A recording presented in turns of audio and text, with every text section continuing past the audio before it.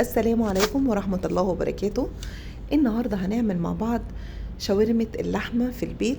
هنعملها بمكونات وبطريقة هتنافسي بيها بجد المحلات، هتنافسي بيها أكبر وأفخم محلات الشاورما. طريقة سهلة وبسيطة وبمكون سحري حطينا منه معلقة، بجد ودى طعم الشاورما في حتة تانية خالص. نبدأ بسم الله ونشوف الطريقة. أول حاجة معايا كوباية زبادي صغيرة اللي هي 100 جرام، ضفت لها 3 معالق كبار خل وعصير ليمونة كاملة. والمكون السحري بقى ده معلقة كبيرة مليانة على آخرها من بهارات الشاورما. أنا جبت نوع اسمه ويلز، كنت جربته قبل كده في كذا تتبيلة، بجد روعة. وبعدين حطيت حوالي 4 معالق زيت، نص معلقة فلفل اسود، معلقة صغيرة بابريكا، نص معلقة بهارات لحمة، ربع معلقة تقريبا حبهان مطحون، حطيت معلقة بصل بودر معلقة صغيرة، ونص معلقة كزبرة ناشفة، ورشة صغيرة كده أقل من ربع معلقة جوز الطيب، ودي نص معلقة صغيرة توم فريش مهروس، ورشة قرفة. طبعا ممكن تحطي توم بودر بس انا بفضل التوم الفريش.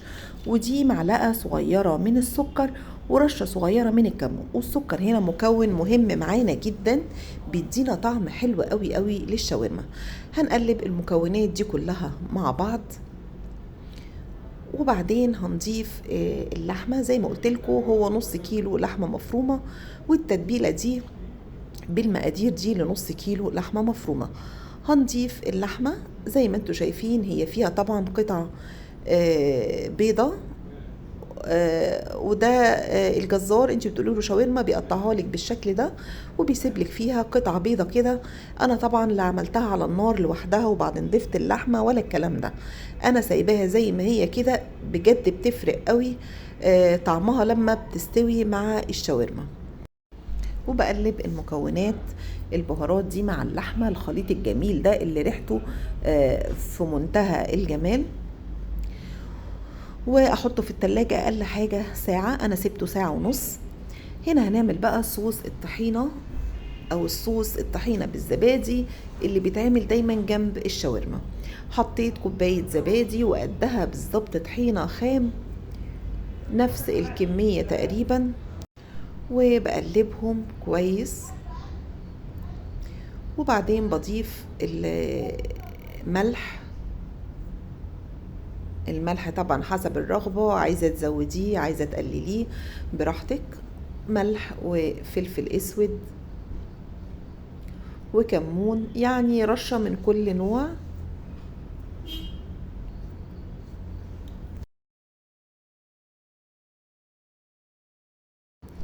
ومعلقة كبيرة من الخل وعصير نص ليمونة. وبقلب الخليط ده كويس قوي. وطبعا زي ما انتم شايفين هو قوامه تقيل قوي قوي معايا. انا بخف القوام او بظبطه ميه عاديه جدا من الحنفيه، بزود معلقه بمعلقه كده لغايه ما اوصل للقوام اللي انا عايزاه، اللي هو لا تقيل ولا خفيف، قوام مظبوط كده بالشكل ده. لقيته تقيل بزود برضو معلقه ميه وبقلب واقلب لغايه ما نوصل للقوام ده، لا خفيفه قوي ولا تقيله قوي. وطبعا انتي بتظبطي القوام براحتك، ومعاكي احلى طحينة شاورما هتاكليها في حياتك. هي مش طحينة، هو صوص طبعا شاورما بيجمع بين زبادي وطحينة. دلوقتي انا طلعت الشاورما من التلاجة وفي طاسة او صينية على النار بدون اي زيوت بدون اي حاجة، لان هي فيها زيت. بسخن الطاسة قوي وافضي فيها الشاورما ومقلبهاش لغاية ما هي تطلع السوائل بتاعتها بالشكل ده. هقلبها وهوطي عليها النار شوية واسيبها تستوي. وهنا هنجهز مع بعض الخضار اللي هنحطه على الشاورما لما تستوي. معايا بصلتين صغيرين، بصل احمر بيدي طعم حلو جدا جدا للشاورما. عايزة بصل ابيض مفيش اي مشكلة، وحبيتين طماطم كده. طبعا المكونات دي تقدري تتحكمي فيها، تزودي حاجة او تنقصي حاجة حسب رغبتك. ونص حزمة بقدونس، انا خدت الاوراق بتاعتها. وده نص قرن فلفل حامي، لقيته حامي قوي فخدت نصه بس.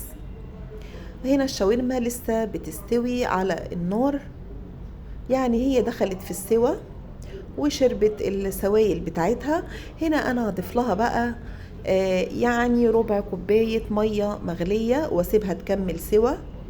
ولما تشرب السوائل بتاعتها تاني احس خلاص هتنشف معايا، بضيف لها تاني ربع كوباية مية مغلية واغطيها. وانا طبعا موطية النار عليها خالص.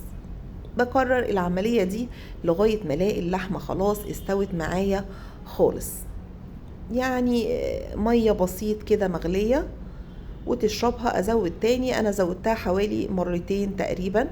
هي هنا خلاص اللحمة طبعا انا شفتها لقيتها استوت خالص. بضيف لها الخضار، البصل والفلفل والطماطم فقط، البقدونس مش هضيفه دلوقتي.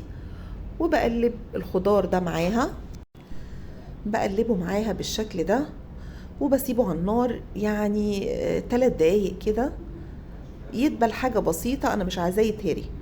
ولما يستوي خلاص الخضار واللحمة مستوية معايا جدا، هضيف بقى رشة البقدونس واقلبها تقليبة كده واطفي النار خلاص، عشان البقدونس يفضل محتفظ بلونه ونكهته الحلوة. وخلاص كده الشاورما جاهزة معايا، وطبعا ريحتها قلب الدنيا وطعمها بجد كان في منتهى الجمال. كده جاهزة معايا. هبدأ بقى اعمل السندوتشات بتاعتي. طبعا عندك كايزر فين وعيش بلدي زي ما تحبي. الحركات بقى بتوع محلات الشاورما، حبة من الصوص كده في العيش، وبعدين بحط صوص الشاورما زي ما انتوا شايفين، وبعدين بحط الشاورما وبحط فوقيه صوص تاني، وبخلص سندوتشات. انا عايزه اقول لكم بجد كان طعمها حكايه، طعمها وريحتها حلو جدا. هتجربيها بالطريقه دي، مش هتشتريه من بره تاني خالص. وما شاء الله نص كيلو لحمه عملت معايا كميه حلوه، عملت حوالي 9 سندوتشات كايزر. ما شاء الله فيه برضو كمية، الساندوتش فيه كمية حلوة بالشكل ده. اتمنى تجربوا الطريقة دي وتعجبكم. هي طريقة سهلة وعادية جدا، بس بجد الطعم حكاية. جربوها وقولوا لي رأيكم في الكومنتات، واشوفكم في فيديو جديد ووصفة جديدة من وصفات ام الدنيا.